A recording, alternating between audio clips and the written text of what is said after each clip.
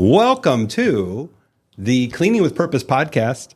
We've got the full high-level crew here today. Usually it's Dave and Jeff or Jeff and I. Today, Will has joined us. Thank you, Will. So happy to have you join us in this podcast. Our goal today is really clear. We're going to recap what Dave and I had made 2-3 weeks ago, core values. Then we're going to talk through specific growth goals for the next 12, 36, 72 months. And then we're going to break down the specific services, solutions, products kind of thing that we provide towards those growth goals. The aim for this podcast is twofold. One, to educate people and help them get to know us. The other is to assure that they understand in great details of depth what makes us unique, what makes us, I'm going to say exceptional. I'm just going to put it out there. So let's frame for that real quick. When we think about the exceptional business, there's 3 parts to it. And we've talked at length about this in some of our strategy work, in some of our previous sessions and so forth. The first one is that we have exceptional vision. And I don't know about y'all, but I've been getting some updates from this man. Hey, can you post this in Basecamp? Here's the latest iteration of our vision, updated on this date at this time. The second area is exceptional relationships. There's a human psychological truth that every human wants to feel seen, heard, acknowledged, and loved. The better we do that through our recruitment process, and I say recruitment for team, but also for clients, the better we follow up. Will, you and I were just talking about this. Follow up. Right. We want to follow up until they say, stop calling me, stop emailing me, just leave me alone. But we're following up with love, with care for their future, tied to our vision of making sure that they're taken care of today, tomorrow, and the future. So that's a big piece to this.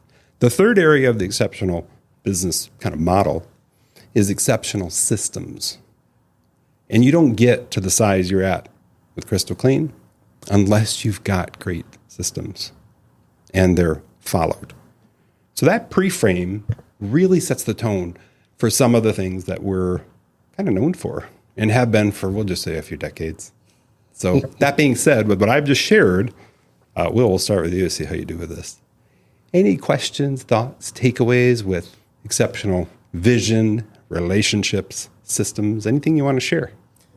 Well, I'll just take it on the relationship side. I feel like in sales and marketing, we have to have those relationships, those bonds with our prospects, with our customers. People buy from people they like, and if we're their trusted advisor and we can offer something that they might not get with company B, then that may set ourselves apart. And you always want to grow, build, and retain those relationships. I love it. So what's one thing maybe in the last week, 2 weeks that you do? And I'm going to change your wording a little bit. People do business with people they love.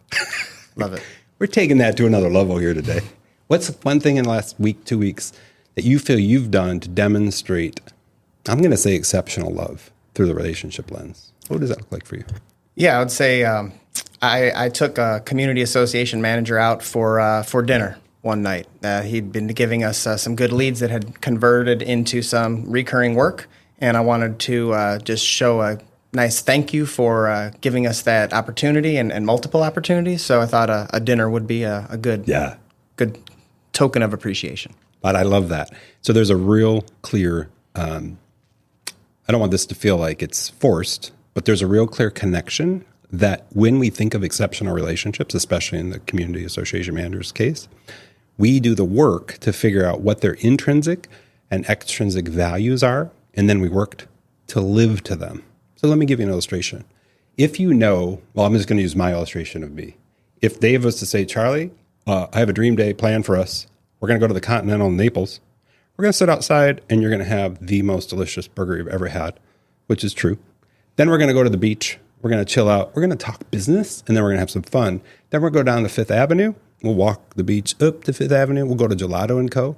And I know you love the single dip hazelnut gelato that they make exactly like in Italy. How does that sound? I'd be like this. How did you read my mind? So our job as we think about exceptional relationships is to deeply understand, and that requires that we ask our customers, our team, and I like to think of it like, because I'm a spreadsheet guy, keep a spreadsheet of people's names and keep a spreadsheet of the things they love and the things they don't love and the things that matter to them. And then say, what can I do here to really add value to their life today, tomorrow, and the future? Now, that can be construed as manipulation in some ways, but if we're doing it from a true heart, that's a different feeling. If you're like, I know you like these things, so let's put them together and see what we can make happen. You feel that difference? Yes. So when you think about what I've shared as part of your future growth plan, or already doing that, do you map that stuff at all through the relationship lens? Yeah, no, definitely. Awesome. I refer to it as an Alfred index. So Alfred is, the butler for Batman. So we want to be the Alfred to the client's Batman. So some of the things I would track are just those kind of metrics, maybe where they graduated from school. Are they pet lovers, sport lovers? Those are things that I'm into, and I want to make the connection with them. So it's a genuine relationship builder there, and I do track it and I log it. I love that. I think we just have something that's amazing. Go ahead, Dave. Kind of reminds me of that expression, people don't care how much you know until they know how much you care. And in life, it's all about relationships. Business is no different. It's about developing relationships. In our business, we're interested in long-term recurring clients. We're not a one-and-done type business that we're in. So you have to get to know the clients and care about them, get to know their family if they're willing to share, and get to know them, what they like. And kind of remind me of, mentioned this before, a quote from Walt Disney always said, people spend money where they feel comfortable. And everybody's comfortable at Disney World, unless, of course, it's super hot or crowded. But that's why they'll pay, $10 for a popcorn or $8 for a Coke, because they're comfortable. They trust the people there. They're in their environment. And not that it's about money, but you've got to show that you care. It's a necessity. Yeah, that's one of the big things that I do the editing. I don't have to, but I always do the editing for our work because I just learned so much. And I did the editing for the video we created in the core values. There was an inherent language that emanated from you beyond the words, but the language was, I care deeply. I care compassionately. I'm going to say unconditionally loving. Like these are embedded in us as values that emanate through the lens of how I'm describing family, client, company. Yeah. It was very apparent, especially at the opener where you're like, oh, I got to do hair and makeup. Done. Yeah. I laughed. Any other thoughts of what I've shared? Just like we mentioned in the core values, that family comes first, whether it's our literal family, our wives, children, et cetera, or our family of workers, because my personal view is life is short. You need to enjoy it. You want to work with people you like or love and care about. And we've done that over the years, built up a great team that really works together well. They legitimately care about each other as opposed to competing with each other like you see in the corporate world, for example. So it makes life so much more enjoyable when you look forward to going to work and, meeting Jeff or Will or doing lunch with them or the guys in operations or administrators. It just makes life more enjoyable. So, a quote from Don Henley of the Eagles when he was on tour. He came here to Fort Myers, and this is when he was on his own after the Eagles had broke up and before they reunited. But anyway, he said, life is too short to tour with jerks. So you can imagine a rock band touring, week after week, and it's brutal. And so his conclusion was, I'm going to tour with the people I really love and care about and enjoy this. And eventually they worked it all out, and now they do get along. Of course, when you've got $200-300 million in the bank, I suppose fewer things bother you. Or they offer you the sphere in Vegas to say, hey, get together, we're going to give you $1 million a night. That always stuck with me. So life's too short to tour with jerks. So I think the same thing with work. Life is too short to work with people you don't really care about. Why do it? If you have the option, work with people you really like. Thank you so much for sharing. It worked for us. The biggest thing is some people, especially new entrepreneurs that I coach, and I was totally this guy in the late 80s. I didn't think I had a choice. I didn't even think that there was a choice. Yeah. I'm like, whoever comes in is my customer. And I was under this really dumb belief that the customer is always right. Yeah. So I turned that around. The customer is not always right, with a little word that I won't share. And we said that people that we want to work with, we're going to work to make it right. We're going to collaborate, co-create, and aim for it. But we're going to do a great job of pre-qualifying people to make sure they're aligned with our values of, at the basic level, it's being good people. And when we unpack good people, they're caring, compassionate. They'll tell you if something's wrong. So they're great at communication or decent at communication. Yeah. And they're going to share that with us. One thing I want to unpack, because you shared a recurring revenue model, that means that with a client, this is a journey, not a destination. So when you're on the journey, let's go ahead and make sure that we're with people who aren't jerks. Let's go ahead and facilitate from our side great energy, great care, these kinds of things. And I feel like you guys totally deliver it. I remember it wasn't too long ago, Will, when you were the new guy here.